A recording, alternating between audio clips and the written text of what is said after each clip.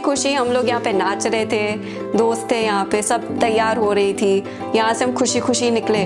वहाँ जाके पता चलता है कि मेरे लिए कोई सुविधा ही नहीं है। मुझे एक जैसे पॉटर सामान उठाते हैं ना, मुझे वैसी फीलिंग आई कि मैं क्या एक लगेज हूँ, एक आपका बैग हूँ जो मैं आपको उठाकर आप ऊपर लेके जा रहे हो। एकदम घटिया वाली फीलिंग थी वो। नमस्कार, श्रेष्ठ भारत में आपका स्वागत है। मैं हूं मुक्ता सिंह। ये दर्द है उस लड़की का जो चल फिर नहीं सकती।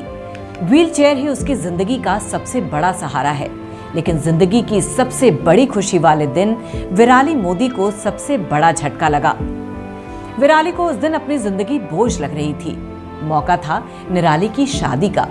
जगह थी मुंबई का रजिस्ट्रार ऑफिस। 32 साल की विराली के लिए वो दिन बेहद खास था। 16 अक्टूबर को विराली की शादी थी। अपने पार्टनर क्षितिज के साथ विराली मुंबई के खार में मैरिज रजिस्ट्रार ऑफिस पहुंची, लेकिन व्हीलचेयर पर मैरिज रजिस्ट्रार ऑफिस पहुंचकर उसे सिर्फ निराशा ही हाथ लगी। खार रजिस्ट्रार ऑफिस में गए थे। हमने जब पहले अपॉइंटमेंट ली थी वहाँ पे, तो उनको पहले से बताया गया था कि मैं व्हीलचेयर पे हूँ, मैं डिसेबल्ड हूँ, मैं चल नहीं सकती। उन्होंने मुझे बताया ही नहीं था कि जो रजिस्ट्रार की ऑफिस है वो दूसरे फ्लोर पे है, दूसरे माले पे है और वहाँ पे लिफ्ट नहीं है। हम लोग अपॉइंटमेंट के टाइम पे जब पहुँचे 16 तारीख को, मेरे हस्बैंड, मेरी मदर इन लॉ और मेरे फ्रेंड्स और फैमिली, वो लोग ऊपर गए एजेंट के साथ और रजिस्ट्रार से बात करी और उनको विनती करी कि आप प्लीज़ नीचे आ जाइए साइन के लिए, क्योंकि होम रजिस्ट्रेशन होता है। उन्होंने सीधा मना कर दिया कि हम नीचे नहीं आएंगे, आपको उनको ऊपर उठा के ही लेकर जाना पड़ेगा। इंडिया की पहली wheelchair model, social media influencer, motivational speaker, जो खुद सपने पूरे करने का दम रखती है, जो खुद के साथ डिसेबल का टैग नहीं देखना चाहती, उस आजाद ख्यालात की लड़की को उस दिन कुछ लोगों ने उसकी डिसेबिलिटी का एहसास करा दिया। उस दिन पहली बार विराली को अपने डिसेबल होने पर अफसोस होने लगा। 4 लोग थे जो हेल्प कर रहे थे। मेरे हस्बैंड पीछे, मेरे 2 दोस्त आगे और एक दोस्त आगे से सपोर्ट कर रहा था पैरों को, ताकि पैर पीछे ना चले जाए। मैं डर गई थी। मैं एक एक स्टेप को, हम जब जो फ्लाइट है उसको हम क्रॉस कर रहे थे, जो लैंडिंग होती है वहाँ पे रख देते थे। मैं क्षितिज का हाथ पकड़ के बोलती थी, मुझे डर लग रहा है, तुझे चोट ना लगनी चाहिए, किसी और को चोट ना लगनी चाहिए। शादी के दिन ही मैं गिर जाती, चोट लग जाती, कौन उसका जिम्मेदार होता। विराली मोदी को 15 साल की उम्र में लकवा हो गया था, जिसके बाद से आज तक विराली अपनी बीमारी का इलाज करवा रही हैं। विराली कहती हैं कि देश में तमाम सरकारी नियम तो हैं, लेकिन उनके बावजूद यहाँ सुविधाओं की कमी है।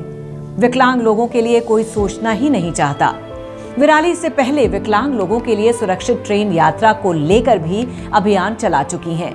विकलांग लोगों के लिए हमेशा अच्छी पहल करने वाली विराली उस दिन अपने लिए कुछ नहीं कर पाई। इसका उसे अफसोस है और उन लोगों पर गुस्सा भी है जो इसके जिम्मेदार हैं। सब एकदम अकड़ के बात कर रहे थे। ऑब्वियसली जो एजेंट थे मेरे साथ, वो प्यार से बात कर रहे थे।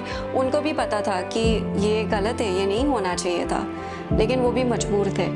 गलती तो है, तो यही अवेयरनेस नहीं है, सिंपैथी तो चाहिए ही नहीं, लेकिन एम्पैथी नहीं है। गाइडलाइंस है, लॉ इन प्लेस है, इम्प्लीमेंटेशन क्यों नहीं हो रहा है? फिर गवर्नमेंट बिल्डिंग में तो होना ही चाहिए। मुंबई की विराली मोदी के साथ जो कुछ भी हुआ, उसके बारे में जब खार डिवीजन के डिस्ट्रिक्ट रजिस्ट्रार से बात की गई तो उन्होंने कहा कि पिछले 10 सालों से हमारा ऑफिस दूसरी मंजिल पर है।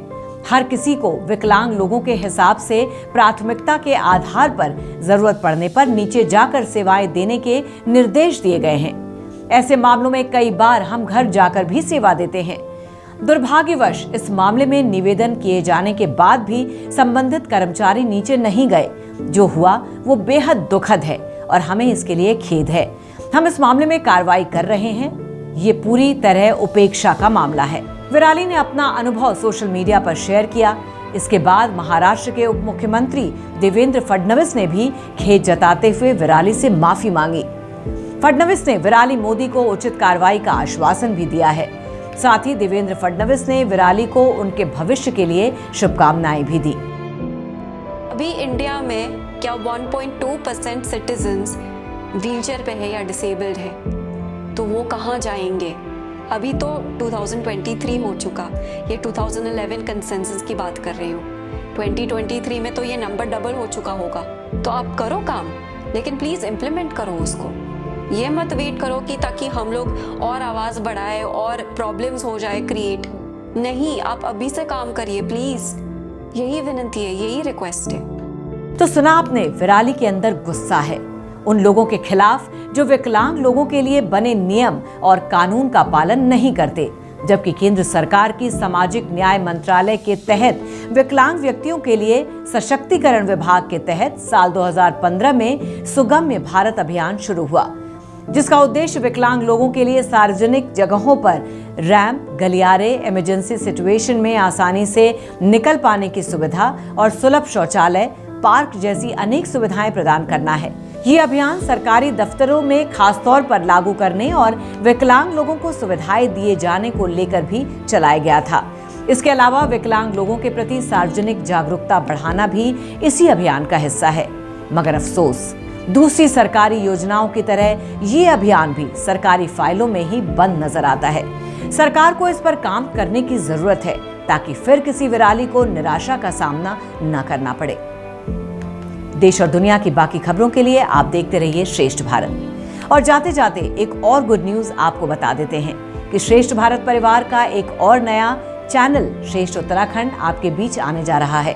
हमें विश्वास है जिस तरह से आपने श्रेष्ठ भारत को इतने कम समय में एक मुकाम पर पहुंचाया, श्रेष्ठ उत्तराखंड को भी आप उतना ही सहयोग और प्यार देंगे। श्रेष्ठ भारत पर खबरों से जुड़े रहने के लिए चैनल को सब्सक्राइब करें, बेल आइकन दबाएं और देखते रहें श्रेष्ठ भारत।